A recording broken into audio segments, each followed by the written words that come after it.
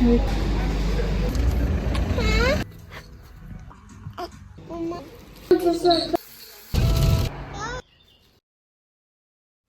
वालेकुम। तो finally Germany का वेदर भी अच्छा हो गया। पता नहीं कितने दिन तक अच्छा रहता है। अच्छा, आज मैं आपके साथ ना शेयर करूंगी एक ऐसी ट्रिक, उसको बोलो या फिर कुछ भी बोलो, लीडर में। और ये सिर्फ लीडर में नहीं, किसी भी आप सुपरमार्केट में जा रहे हो ना, मेरे ख्याल से ऐसा ही होता है। मैंने एक दो दफ़ा ये देखा है और आज मैं आपको भी दिखाऊंगी। कभी भी जो फ्रंट पर चीज़ पड़ी है ना, वो नहीं लेनी चाहिए। वो लेनी क्यों नहीं चाहिए वो मैं आगे जाकर आपके साथ शेयर करती हूँ। फिलहाल हम आए थे यहाँ पर क्योंकि ईद भी आ रही है, तो ईद के लिए लेने थे कपड़े। मुझे ये वाला रेड वाला ड्रेस इतना प्यारा लगा था, इतना पसंद आया, और पता नहीं क्यों इसे नहीं पसंद आया था। इसे ये सिर्फ ब्लू वाली शर्ट अच्छी लगी। 2-3 दफ़ा मैंने इसको अच्छा खासा मनाया कि ये वाला ड्रेस ले लो, ये वाला ले लो। एक दो और थे, वो भी इतने अच्छे थे, लेकिन ये नहीं मानी। और कपड़ों पर डिस्काउंट भी लगा था, जो कि अब विंटर के कपड़े हैं। लेकिन मायरा को तो कोई पसंद नहीं आ रही थी, उसको सिर्फ एक ही शर्ट चाहिए थी, नीली नीली, बस उसने लगाया हुआ था। और इस दफ़ा मैं देख रही थी कि समर के लिए भी ना यहाँ NKD में बहुत ही प्यारे प्यारे कपड़े आए थे। व्हाइट कलर के शलजम देख लो, दूसरे तो यहाँ से मिलने से रहे। अच्छा, इनको मैं एक दफ़ा लेकर गई थी, सालन ने ही बनाया, मुझे नहीं पता कि कैसा बनता है, लेकिन इनका टेस्ट थोड़ा सा डिफरेंट था, जो कि हम नॉर्मली देसी शलजम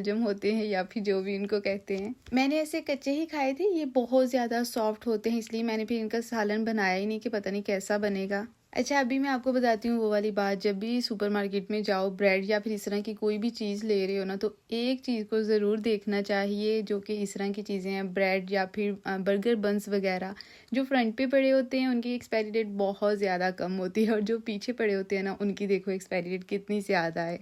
पहले ना मुझे भी इस चीज़ का नहीं पता था, मुझे एक दो दफ़ा इमरान ने बताया, और तब से मैं कोई भी चीज़ होती है ना इस तरह की, उसको चेक करती हूँ।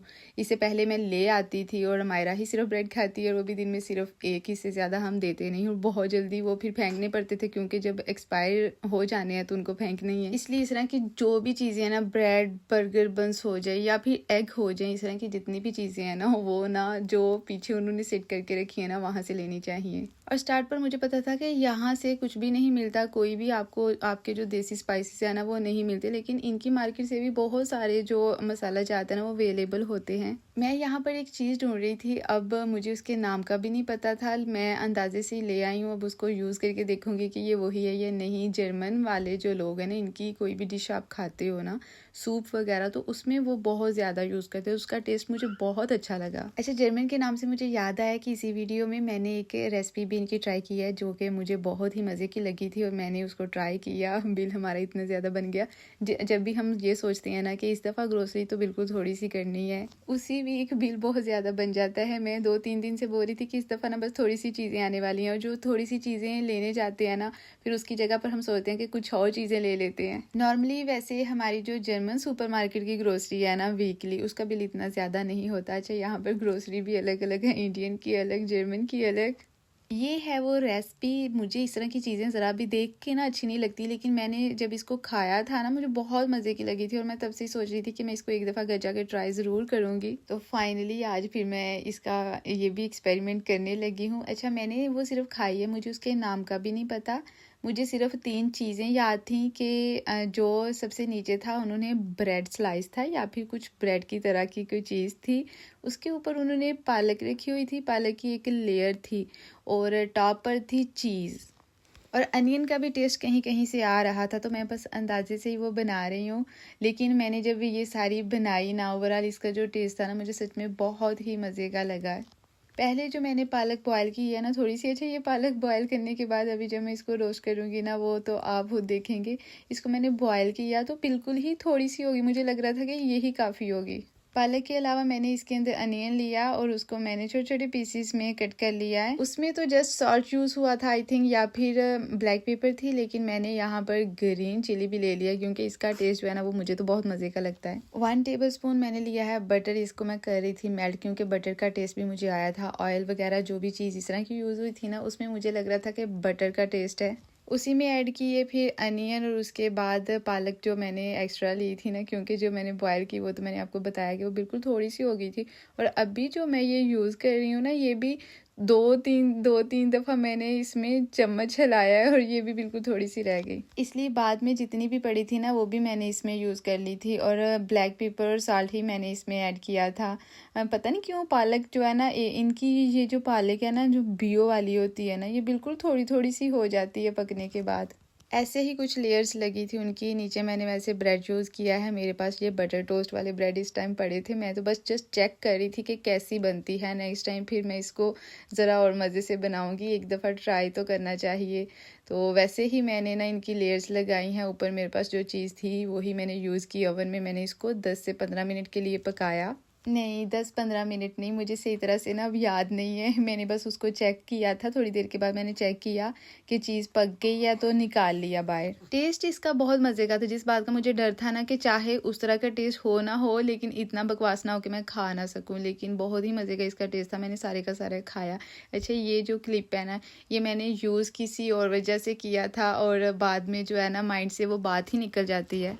ये मौसम था 2 दिन पहले का, अच्छी खासी बारिश हो रही थी। 2-3 दिन मेरे हाल से बारिश होती रही है और काफ़ी ज़्यादा ना ठंड हो चुकी थी फिर से।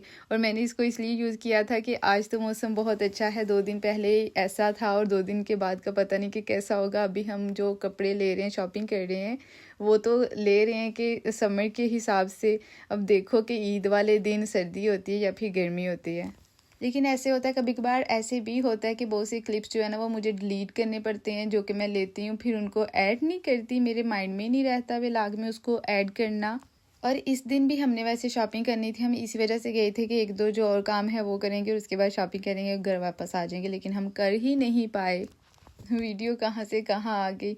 यहाँ पर भी मैं ना बना रही थी पकोड़ा, कड़ी पकोड़ा।